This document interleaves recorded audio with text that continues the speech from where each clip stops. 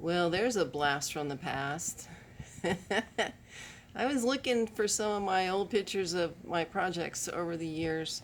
This is my 1972 Ford Ranchero, and I took a razor blade and you can see I scraped it down and I literally scraped off all the paint.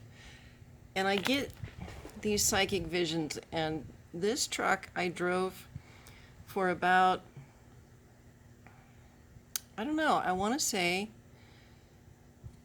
a couple, 3 years, and I had this reoccurring dream, this vision of a duck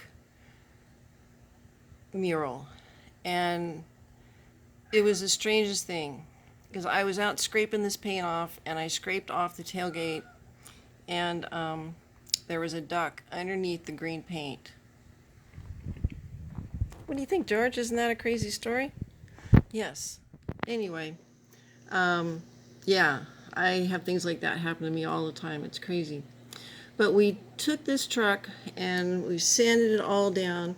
Now, I was learning how to drive school bus at the time for the district, and the family that was training me, the husband, he was training. George, stop licking me. um, I know, you're giving kisses. He also painted the buses in the bus garage. And so he said, if you get it all prepped, and this was done at their house, he said, you can bring it in and we'll paint it. And so we did. This is it after we shot it. And then when I had it finished, this is her complete in Morro Bay out the rock. And you can see that's February 1983. Really nice truck.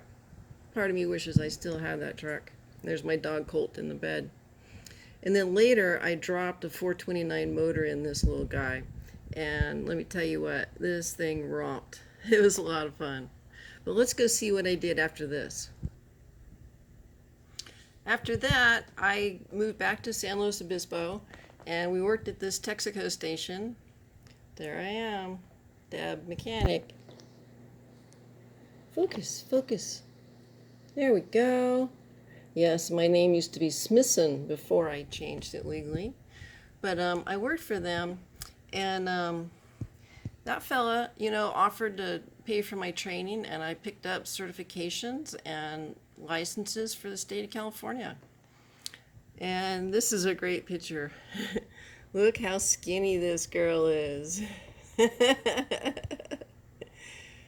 And it was underneath this car lift where I was in the 1984 earthquake that hit Kalinga.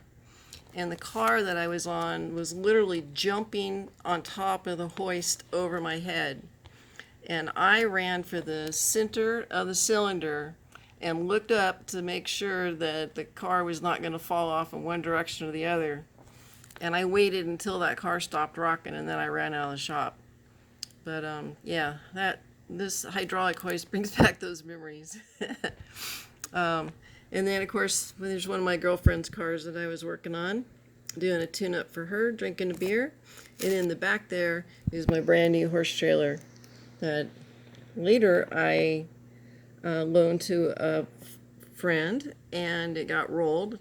That was one of my projects, so the roof, the sides had to get cut off and new pieces welded on, and it got repainted. So I did restore that vehicle as well. So let's keep going. And while I was a mechanic at the Texaco station, I got my smog licenses.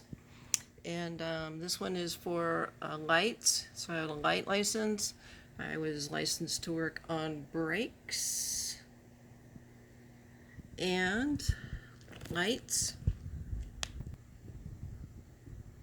And here is one of my test and qualified mechanic licenses.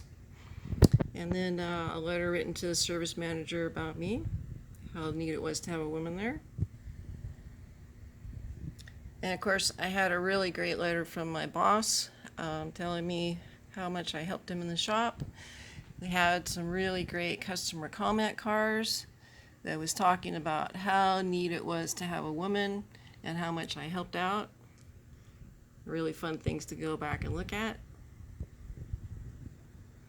And of course, ASE, which is the Automotive Service Excellence Program, national program, was created to have mechanics nationwide that had a standardized training behind them.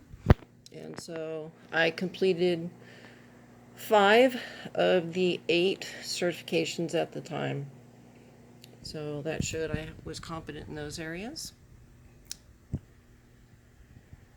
And went through some air conditioning courses that are offered by Erico, one of the manufacturers, which is kind of cool.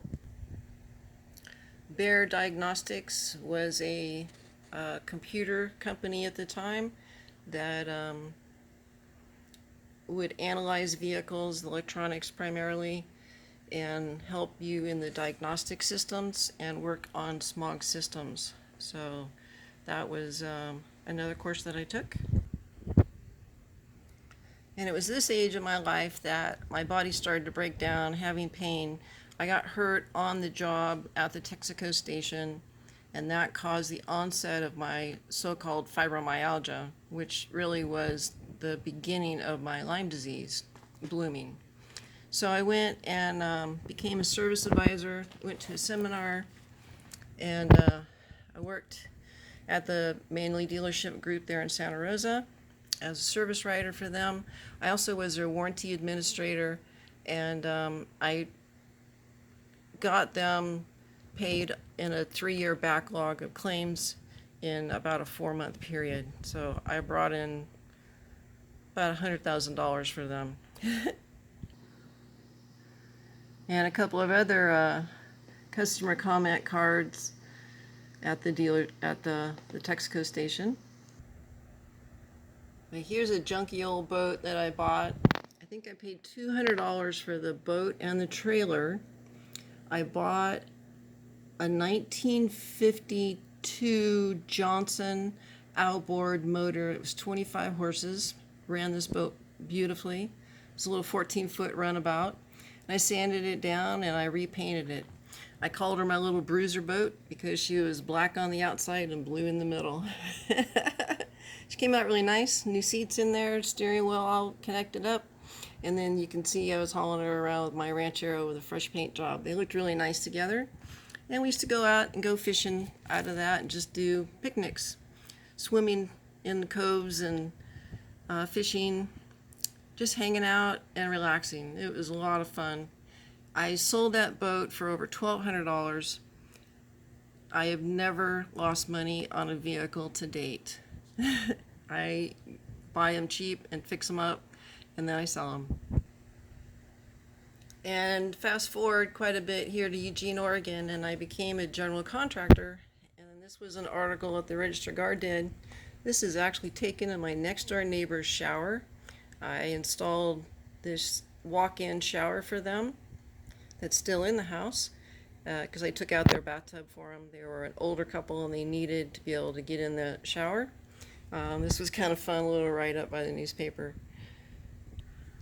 So now that we've gone down memory lane, you might get to know a little bit about who I am and what I'm capable of and why I'm going to tackle this project, and that I feel like I'm probably qualified to do so. So today's unboxing is a official Volkswagen service manual, and this book is thick. Now this is not your traditional Haynes book. This is, if you buy a Haynes book, it's going to be about that thick. And I want all the rest of that information. This book is going to outline every single thing that I need to do to the car. I could rebuild the motor. I can rebuild every single component on the car. It's got all the diagrams. It's exactly what was used from the factory. The service techs in the dealership would use this book. That's how important this book is. So that's a great manual to have. It costs a little bit more, but I found a used copy out there, which this one's in excellent condition. And in addition to that, I've discovered these new Bug Me videos, and this one is intended for the complete tear down and rebuild and assembly of the engine. Because I know that this car, she's got 97,000 miles on her. I have no idea if that car's been rebuilt or not, but I'm going to count on the fact that at some point I'm going to have to do it. The engine is seized right now.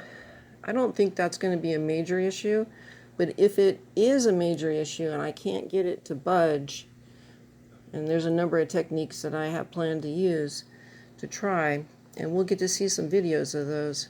If I can't get it to turn over in the car, then I'm going to have to pull the motor and rebuild it.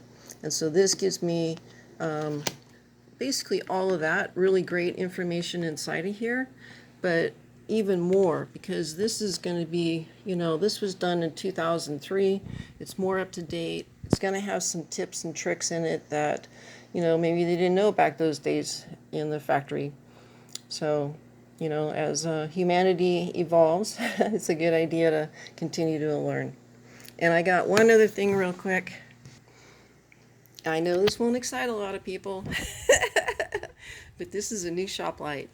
And I have not had one of these before. I've been using some of my chicken light bulbs without any kind of a cover on them. And so I think I broke down and spent like $8 for this cheapo plastic one, but it's going to work just fine. I wish it had the outlet on here for an extension cord, but that's fine. At the end of the day, I got what I paid for. So that's the latest on this day. We'll see what happens tomorrow. But as you can tell, things are cranking right along here with our little sunbug. Don't you worry, little sunbug. I will be out there very soon with some new parts to get you all fixed up. Woohoo! I hope you guys join us and follow the journey. I love y'all. Bye.